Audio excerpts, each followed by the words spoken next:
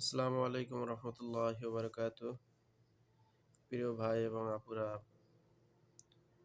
আসলে আমরা দুনিয়ায় আসছি, মৃত্যুবরণ করতেই হবে আমাদেরকে। আল্লাহ রাব্বুল আলামিন কোরআনের ভিতরে বলতেছেন যে মিনহা খলাকনাকুম ওয়া ফিহা নুঈদুকুম ওয়া মিনহা নুখরিজুকুম তারাতান উখরা। যে প্রত্যেক ব্যক্তি মৃত্যুর স্বাদ গ্রহণ করবে, কুল্লু নাফসিন যায়কাতুল মাউত।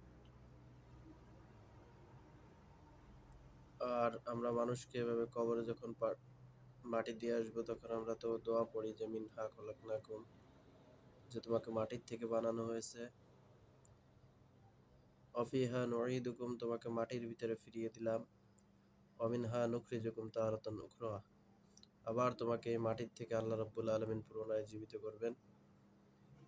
এজন্য আসলে যে আমাদের মৃত্যুবরণ করতে হবে আর আমাদের পুনরায় উত্থান হবে, কোরআনের ভিতরে যেহেতু বলা আছে, সেহেতু আমাদের সকলের মেনে দুনিয়ার জিন্দেগি সেইভাবে গড়া যে মহান রব্বুল আলামিনের সামনে আমাদের দাঁড়াতে হবে।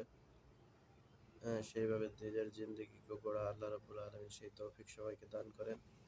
ওয়া আখিরি দাওয়ানা আলহামদুলিল্লাহি রাব্বিল আলামিন।